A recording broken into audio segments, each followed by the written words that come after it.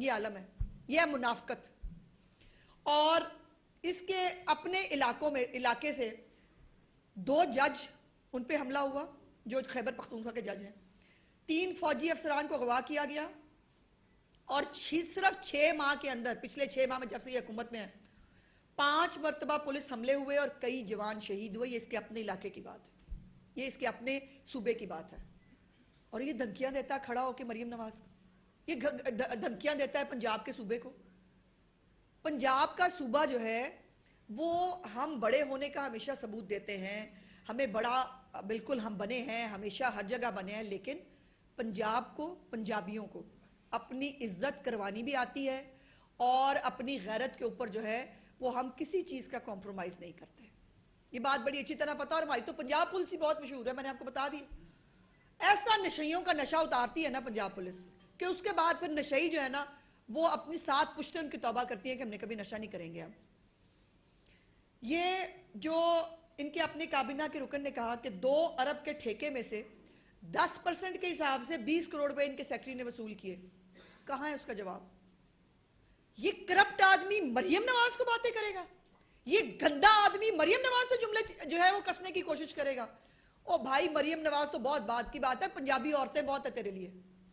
और I don't know कहना चाहिए या नहीं, आज मैंने पहली दफा महसूस किया कि मुझे औरत नहीं होना चाहिए था, क्योंकि जो मैं कहना चाहती हूं वो मेरी एक तरबियत, एक खातून होना मुझे रोक रहा है। लेकिन एक बात बता दूं, पिछली दफा ये रोते हुए दिखाई दिए थे आपको जब सिंध पुलिस की कस्टडी में थे और इनके बाल मुड़ दिए गए थे। आगे आप समझदार हैं। दूसरी बात, पिछले 12 साल में खैबर पख्तूनख्वा में एक स्कूल, कोई एक अस्पताल, कोई एक तरक्याती काम ये बताने के काबिल नहीं है।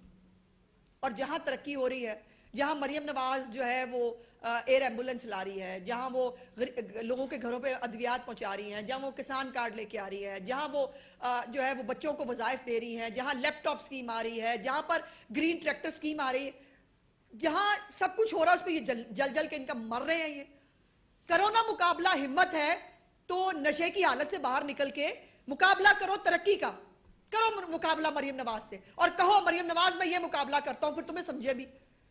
तुम अपनी गंदी जबान जो है वो उठाते हो और बदतमीजी करना शुरू कर देते हो।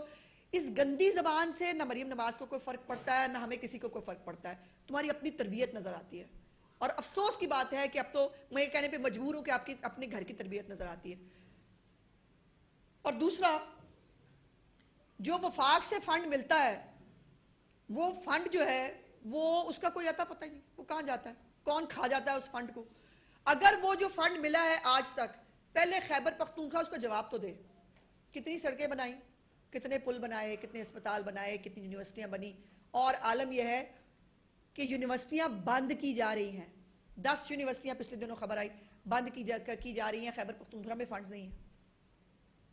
1000 अरब रुपए से ज्यादा का मकरूज ये सूबा है।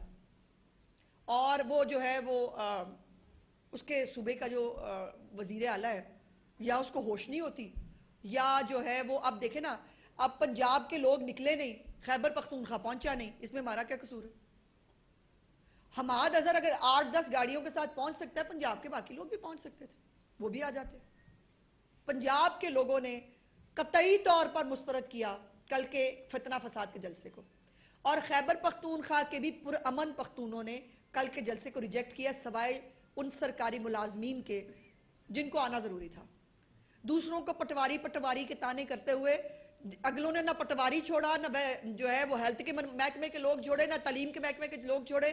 और मैं अभी कुछ देर पहले एक खैबर पख्तूनख्वा के हमारे एक साफी हैं, उनका व्लॉग था गालिबन, वो मैं देख रही थी। उसमें बाकायदा उन्होंने कहा सरकारी कॉलेजेस से जो बच्चे हैं उनको किस तरह से वहां से उनकी हाजिरियां लगा के ले जाया गया, वो देखा। और फिर खैबर पख्तूनख्वा हाउस से जिस तरह से सरकारी पैसों पे जो है वो हायर की गई गाड़ियां, वैगने, खैबर पख्तूनख्वा के वजीर आला हाउस से निकली, वो सबने वो देखी है, उसकी वीडियो बनी है। इसका हिसाब को लेना पसंद फरमाएगा। और जिन्होंने बड़ा जज्बाती होके इनको जलसे की इजाजत दी, बुनियादी हकूक है, जलसे की इजाजत दें, आज वो अपने आप से भी और इनसे भी सवाल पूछेंगे कि क्या ये मुल्क इनको जहेज में मिला है कि इसको आग लगा दें, जब दिल चाहे इसको आग लगा दें, जब दिल चाहे ये जो है वो पुलिस वालों को मारना शुरू कर दें। इनको रोको तो ये मारते हैं और फिर कहते हैं कि हमें रोका क्यों नहीं। अब 9 मई के ऊपर सारी कैंपेन किया है, हमें रोका ही नहीं किसी ने। हम इतने मासूम मजलूम बाल थे कि हम आग लगाने जा रहे थे, हमें रोकना चाहिए था आपको, हमने रोका नहीं। हालांकि वो अली नासिर रिजवी समेत जितने लोगों को मार पड़ी थी 9 मई को यहाँ पे कैंट के अंदर, जितनी गाड़ियां पुलिस वालों की जलाई गई थी, वो रिकॉर्ड का हिस्सा है। लेकिन मजाल है कभी किसी ने इनको पूछा हो? धड़ाधड़ जमानतें दो, कुछ भी हो जाए पूरे पाकिस्तान में सबसे ज्यादा जमानतें इस्लामाबाद हाईकोर्ट से मिलेंगी इनको। किसी भी चीज का रिलीफ चाहिए सबसे पहले जो है इस्लामाबाद हाईकोर्ट से मिलेगा इनको। और जो खैबर पख्तूनख्वा का हाउस है इस्लामाबाद में, वो सेफ जोन है दहशतगर्दों के लिए। जो जहान का 9 मई का दहशतगर्द वो वहां पल रहा है सरकारी पैसे के ऊपर। ये आलम है। मैं रियासत पाकिस्तान से और वफाकी हुकूमत से भी ये गुजारिश करती हूं कि कल जो हुआ है उसकी माफी नहीं मिलनी चाहिए, वरना हम जो बार बार कह रहे हैं ना 9 मई की तैयारी है, एक और 9 मई की तैयारी है, वो हो रही है। और अब भी ये 9 मई जो है वो अगला शायद लाहौर में आके करना चाहते हैं।